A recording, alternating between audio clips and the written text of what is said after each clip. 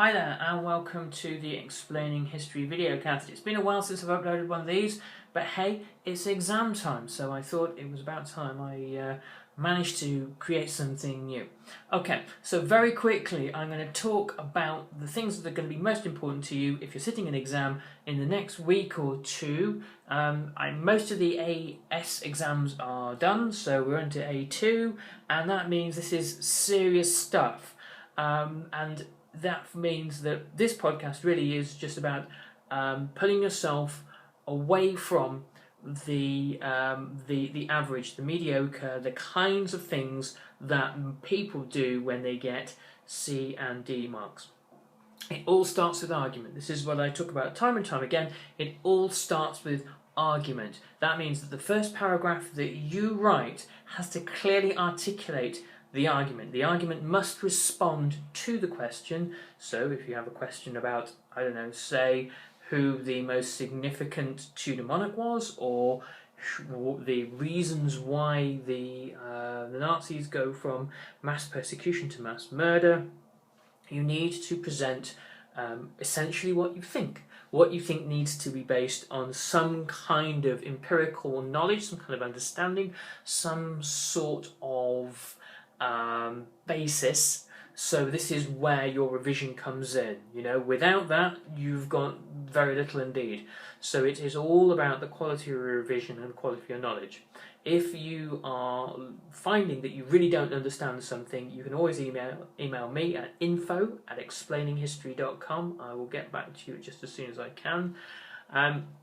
But once you've articulated your argument in your introduction, then you can move on to the main body of the essay.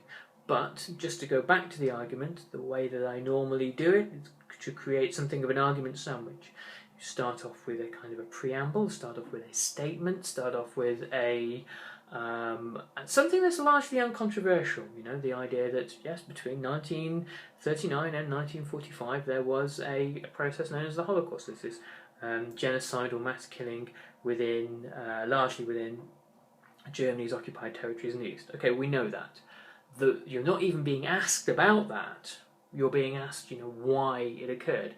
So from there, from the statement of fact, then we can go into the actual thesis, the argument, the idea. Well, it occurred perhaps because of the chaos of the war, perhaps the escalation happens because as the fortunes of the Third Reich declined throughout the war years, the policy towards the Jews radicalizes, there's a connection, a relationship there. You know, you can bring in ideas of there being long-term, short-term factors, long-term ideological causes, some of Hitler's economic priorities, these kinds of things. Okay, so you've presented your thesis. Now you can suggest ways in which, and this is the kind of the third part of the introduction sandwich, you can suggest ways in which you might show this. You know, so this essay is going to explore these key themes in order to make this point. So we have a contextualizing preamble here where we're starting from, the argument in the middle, and then after that we have the methodology. From here we could perhaps go into a very brief, and you're not going to have tons of time for this, a very brief discussion of historiography. Essentially there are, you know, two, perhaps three main schools of thought on this: your intentionalists, your functionalists or synthesists, yes, your intentionalists, your functionalists, your synthesists, beg your pardon. And here you can lay out roughly what has been said on the subject. And the reason you're doing this isn't just to kind of tick off some boxes with the examiner. You can say, hey, you know, there's initially one school of argument, but it doesn't hold much water anymore. Not really very many people, you know, take the intentionalists particularly seriously anymore.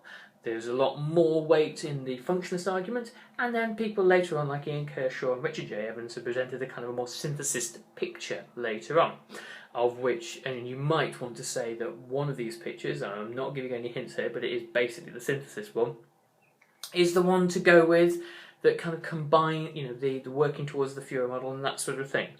That combines and creates a whole, or as a whole, a picture as we can get based on the evidence that we have as historians, which is always kind of incomplete.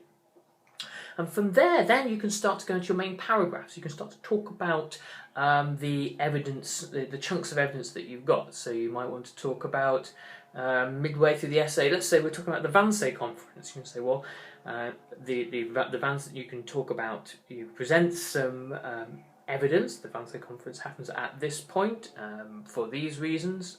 At this point in time, is led by Heydrich. It's got people like Eichmann taking the minutes. And the outcome is this. Fine, okay, you said some evidence, you said some facts. That's good, you'll get, about 40% of your marks will be based on facts and knowledge. 60% of your marks, however, will be based on what this evidence actually shows us, what it means, what meaning we can ascribe to it.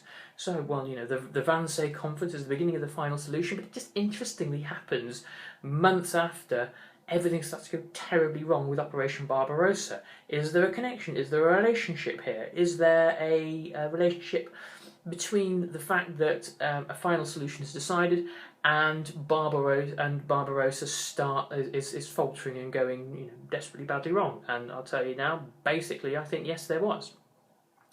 But it's about bringing that argument into the paragraph and giving facts meaning.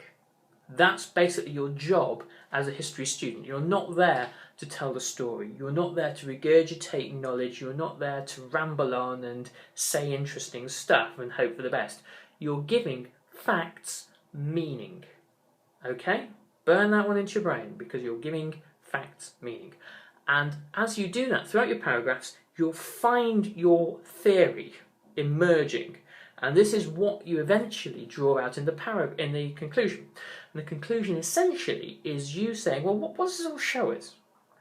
Your conclusion is not about saying it all again or trying to say it in a slightly different way. It's about saying this all kind of means something. Here is the big picture at the end.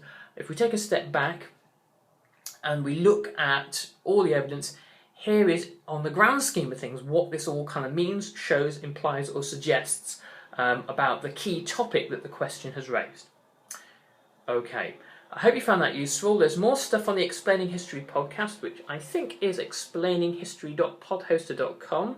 And you can also check out all the resources at explaininghistory.com. Check out the free stuff tab. There's plenty of things for you there. Anyway, I hope you found this useful, and I'll catch you next. Hopefully, I won't be leaving it so long next time, but hopefully I can get a few of these out before the end of the exam season. Anyway, catch you on the next podcast. Thanks very much. Bye-bye.